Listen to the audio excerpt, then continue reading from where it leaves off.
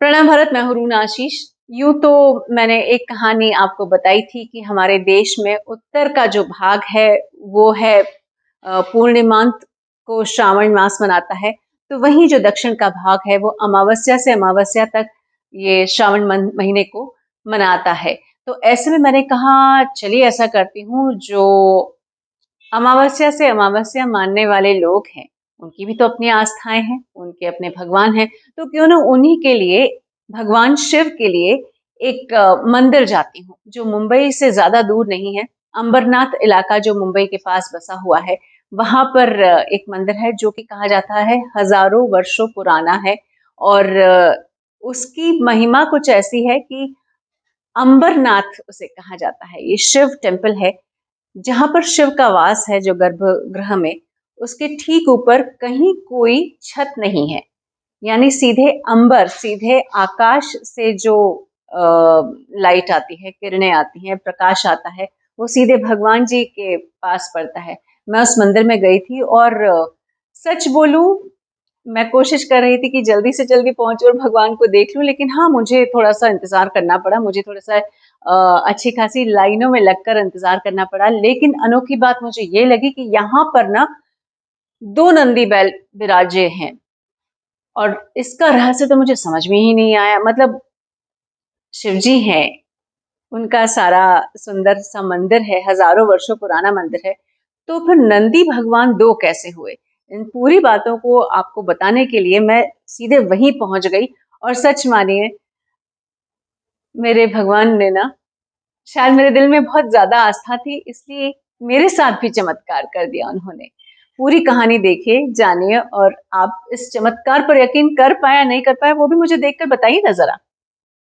सुबह सुबह गोरेगांव से मुंबई के दूसरी पार्ट में बसे प्राचीन शिव मंदिर यानी अंबरनाथ मंदिर पहुंचने में मुझे अपने घर से तकरीबन 1.25 से 2 घंटे लग गए थे। सच कहूँ तो बड़ी मुश्किल से ये 1.25 से 2 घंटे का समय बीत रहा था मेरे लिए, क्योंकि मुझे अपनी आँखों से अंबरनाथ में बसे लगभग 1000 साल से भी ज़्यादा पुराने इस मंदिर को देखना था। इस मंदिर को लेकर कई मान्यताएं हैं। कहा जाता है 11वीं शताब्दी से इसे बनाया गया और इसका निर्माण शिल्हारा राजवंश के शासन के दौरान हुआ। शिवजी का ये मंदिर वाधुनी नदी के किनारे बनाया गया है। ये मंदिर अंबरनाथ स्टेशन से 2 किलोमीटर दूर स्थित है। इसे 11वीं शताब्दी में बनाया गया था।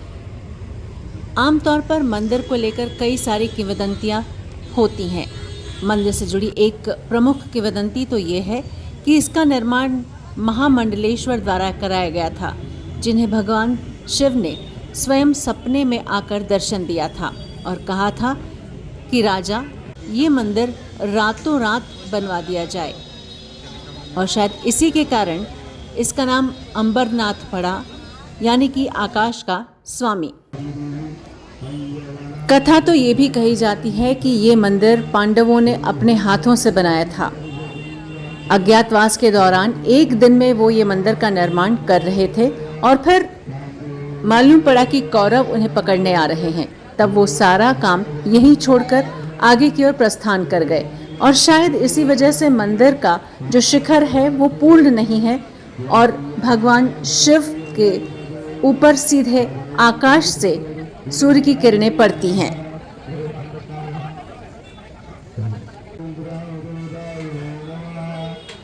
यूं तो मंदिर में आपको देखने के लिए इतनी सुंदर नक्काशी है कि आपकी आंखें खुली की खुली रह जाएं, लेकिन समय के साथ साथ ये नक्काशी थोड़ी सी अपभ्रंशित हो चुकी है।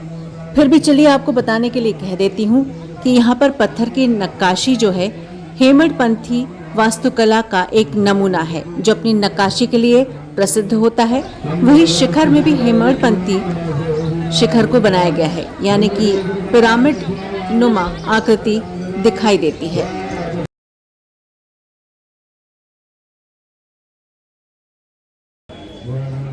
इसमें आपको कई तरह के भगवान दिखाई दे जाएंगे, चाहे वो गणपति महाराज हो या फिर पार्वती देवी हो। मैंने इसमें कई अलग अलग पशु पक्षियों को भी देखा। खास तौर पर से मैंने इसमें बहुत सारे हाथियों के नक्काशी को देखा है। इस मंदिर में कई सारे स्तंभ भी हैं। साथ ही अगर मैं ये कहूँ कि स्तंभ के पास में एक कुंड बनाया गया है, तो उस कुंड के बारे में भी कहा जाता है कि ये गर्म पानी का स्रोत है, जिस पर कई बार रिसर्च की गई। और कहा तो ये भी जाता है कि इस मंदिर से एक गुप्त रास्ता निकलता है जो कि पंचवटी की तरफ जाता है। वैसे शिव मंदिर के गर्भगृह में पहुंचे उसके पहले आपको गणपति जी के आराधना और दर्शन करना मिल जाएंगे और इसी के पास कुंड बना हुआ है।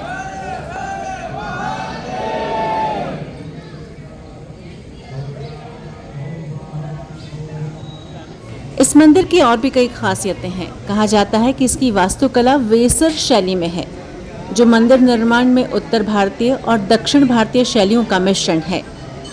ये काले पत्थर के टुकड़ों से बना हुआ ऐसा डिज़ाइन किया जाता है जो एक दूसरे के साथ फिट हो जाते हैं। चलिए आपको बता दें कि मुंबई के पास बना ये अंबरनाथ मंदिर जो है वो यूनेस्को द्वारा वर्ल्ड हेरिटेज साइट में शामिल किया जा चुका है।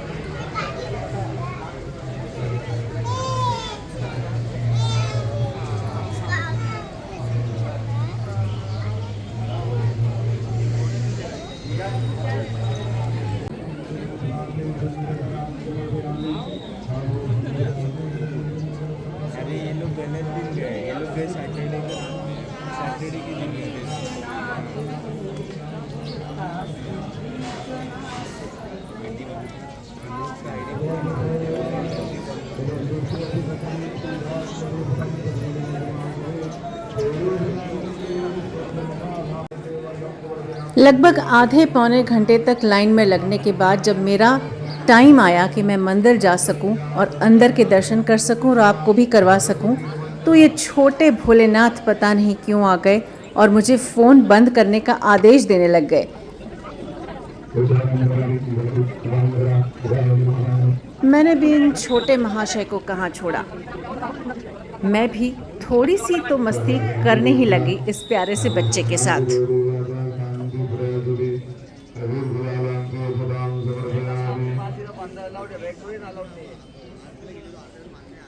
चलो फटाफट, किधर लाइन किधर तुम्हारा? हाँ तो जाओ ना फटाफट दर्शन को, काय को रुकी हो इधर? चलो फटाफट दर्शन करके निकल जाओ, दर्शन करके निकल जाओ, रुको मत, चलो फटाफट। बेटा अंदर तो जाने दे, यहीं से बंद करवाएगा? बंद है, अंदर बंद है ना, तुम अंदर गई नहीं हो। चल हंस के दिखा। और यहाँ जाकर मेरे रहस्य में एक बार फिर से नया सब्जेक्ट शुरू हो गया कि यहाँ पर एक साथ दो दो नंदी बैल को क्यों बैठाया गया है। पूछा तो मालूम पड़ा कि एक पुराना नंदी बैल है और जो ऊपर बैठा है वो नंदी भगवान नए वाले हैं। पुराने नंदी बैल में कुछ दरारें आ गई थी।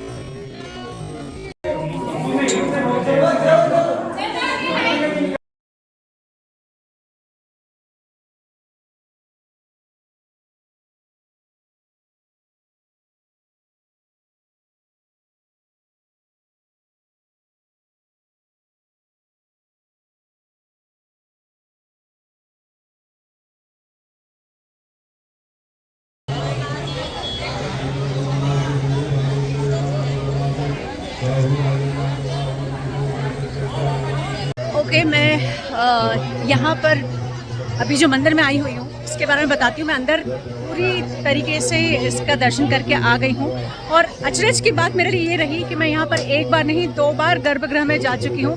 शायद भगवान ने डबल बार बुलाने और डबल बार आशीर्वाद देने के लिए मुझे अंदर बुला लिया था। आना सफल हो गया यार, जय हो भोले।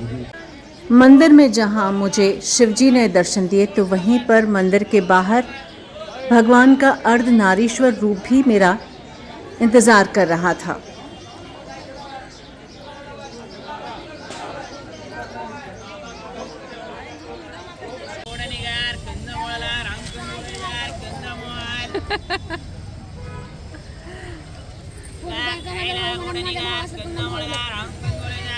भगवान कहीं भी मिल जाएंगे, मंदिर के अंदर क्या और मंदिर के बाहर क्या।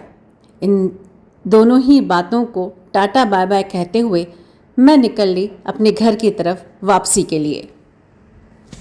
मित्रों, मुझे आशा है कि जिस तरीके से भगवान ने शायद मेरी भक्ति को देखते हुए तथास्तु कह दिया, एटलीस्ट मैं तो ये मानकर चल रही हूँ कि भगवान मेरे ऊपर खुश हो गए थे। तो शिव जी ने जो मुझे एक बार नहीं दो बार गर्भगृह में आने का आदेश दिया, इसे मैं तो चमत्कार मानती हूँ। आप मानते हैं या नहीं, जरा मुझे लिखकर बताइए। और क्या आप में से कोई है जो भगवान शिव जी के अंबरनाथ मंदिर में जाकर उनके दर्शन कर पाया हो, और आपको क्या महसूस हुआ वहां पर, मुझे वो भी लिखकर बताइए। और जो अर्धनारीश्वर रूप मैंने भगवान शिव के मंदिर के बाहर देखा, मैंने तो उनसे आशीर्वाद ले लिया।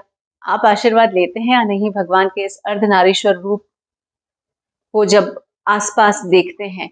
मुझ में सच बोलूं तो उन्हें देखकर मुझे नमस्कार करने की इच्छा हो जाती है, और यथाशक्ति जितना भी मैं मदद कर सकती हूँ मैं कर देती हूँ, क्योंकि भगवान का आशीर्वाद जिन्हें हो, मैं उन्हें कैसे नमन ना करूं। तो चलिए, ये सारी जो सवाल मेरे दिल में उठे हैं आप लोगों के लिए, मुझे वो कमेंट बॉक्स में जरा लिख कर बताइए।